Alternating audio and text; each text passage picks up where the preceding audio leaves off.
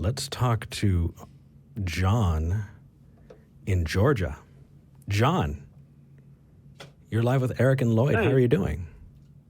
I'm good, Eric. How are you? Doing all right. Say hi to Lloyd. I feel left out, John. You need to say hello to me as well. Well, I was, Lloyd, how are you doing? Thank you, John. I'm doing well. We're all introduced. Yeah. Okay. Lloyd, I hope you don't do me like you did the caller about prophecy. You kind of got on him a little bit. Hope you take it easy on me. I'm going to go in all guns blazing, John. You'd better... Oh, We're thank you. We're doing the good cop, bad cop. I'm going to protect you, and then he's just going to come in and like throw the coffee cup against the wall and shine the light in your face. Okay. I will. I'm warming up. I'm pissed. I'm warming up for the atheist experience. Oh, no, is that it? Okay. We're the nice show. Okay. No, Johnny, you're good, brother. What do you want to talk about? Okay. I would consider myself a believer, but I guess weak. I'm not too strong into it. Okay. But I often hear a lot of atheists, and Eric, I'm kind of familiar with you, but not a lot. I kind of like the fact that you know a lot about the Bible. But I hear a lot of atheists talk about there's no evidence. And I've always wondered, what would the evidence look like for atheists? What would you be looking for? Well, it depends on the claim, right? Well, yeah. So how about we talk about a mundane claim first, right? Okay. So I'm sitting here holding a piece of paper. It has handwriting on it. Beautiful It looks handwriting. like notes for possibly a talk, and I don't know who wrote it, but I can take a pretty good guess if the claim was that Lloyd wrote it, then evidence to that would be pointing to him having written it, right? And so let's go over that evidence. It's sitting right where he was when he was giving the talk in our speaker series just about an hour and a half ago. I know There are blood marks on it. Yeah. I know the production crew, and I know that I know their handwritings, and this isn't it. And it has a lot to do with what was on the talk. So I would consider this pretty strong evidence for having been written by Lloyd. What would you say about that? I would say that's probably perfect analogy. But let's say I'm wrong. Could I be wrong? You could. Sure. Possibly. Sure. Will I burn in hell forever if I'm wrong? No, I would say not.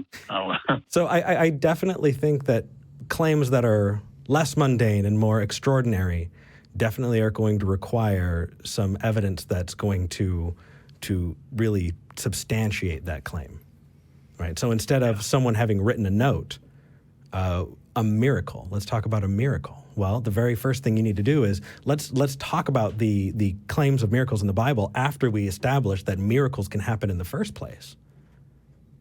Right? And that would be good evidence, because if you could prove miracles, then that would definitely substantiate, okay, well, were the claims in the Bible miracles? And go across that way. Do I know what it would look like? Dude, I have no idea. Well, I'm glad you said, and I'm sorry for interrupting. No, go ahead. I'm talking a lot. Go for it. Okay, sorry. I'm glad you said something about prove miracles. I might be a believer, but I'm not one of those who say you can prove God or prove miracles. And I'm kind of interested in what you said there.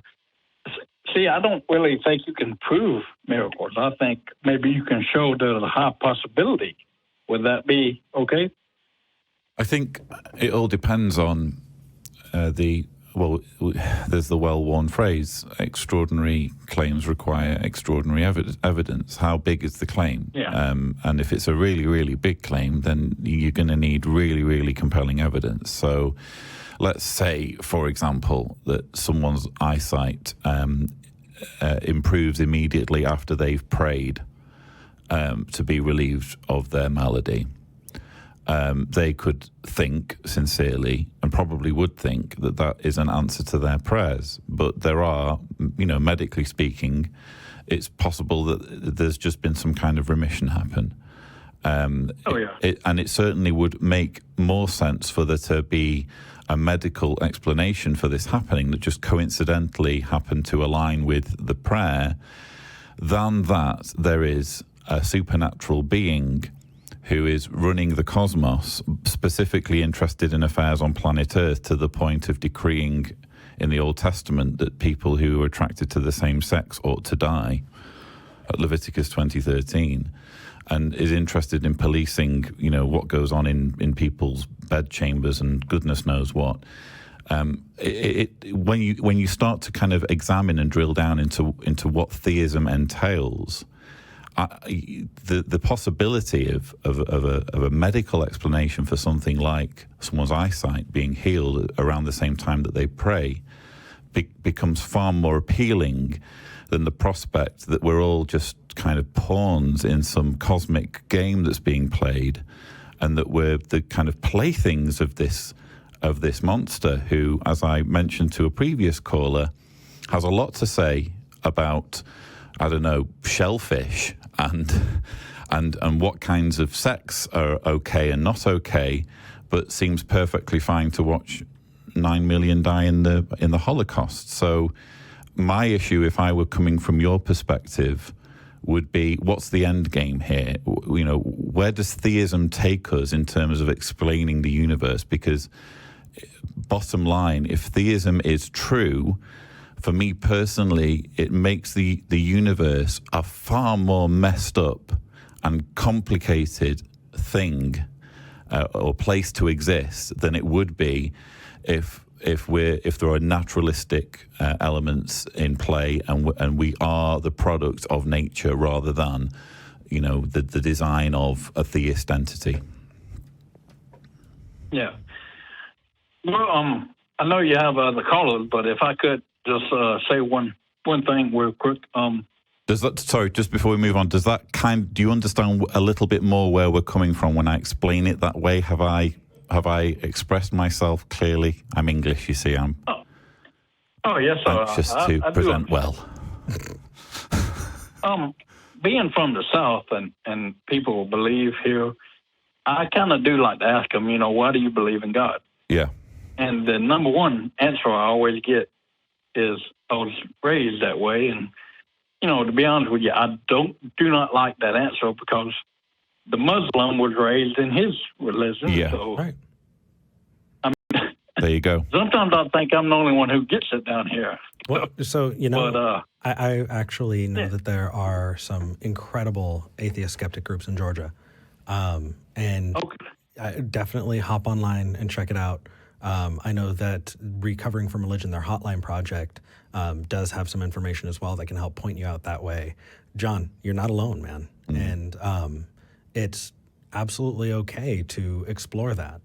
And I'm glad that you are. It comes from a very, very strong place of intellectual honesty to take a look at your own beliefs and question them. It takes a lot to do it, and we're glad that you're doing it. Well, I think. And last thing before I go, yeah, what's up? We have talk and call-in radio shows down here like this one, but I don't know what public political affiliation you are, but down here we're Republican, or they are. I'm sorry, I'm not. And you call in. I've called in their shows before, and Republicans to me just are not open and just if I can use this word, assholes. I'm sorry, and it's kind of sad to me, being a believer, that I feel more comfortable calling in a atheist show than what's supposed to be a good Christian boy show like these. So I thank y'all for y'all's time and all. Absolutely, Thank because you. We're the nice show. We're the nice show. Lloyd. You have chosen well in choosing the show. But all I would say is, look, the minute we start generalizing too much about a group of people and what their attributes are or are not, it tends to be more divisive and kind of in a way plays into some of the reasons why the political scene is as it is at the moment, because people feel disenfranchised when generalizations are made, and they're made in a way that they don't feel reflects what they think. So that's all I would say on what you're saying. But I appreciate that you're absolutely right, though. I appreciate that you have enjoyed the tone, the friendly, accommodating tone, especially since you said at the beginning that you thought I'd give you a hard time. Did I give you a hard time? Yeah, you did. I did. So thank you for that. I'm going to get the sack. This isn't the last. No, it's all right. You're in the right place. John, we're going to move on to the next caller, but thank you for calling in. Yeah, thank you. Y'all have a Thank good you. day.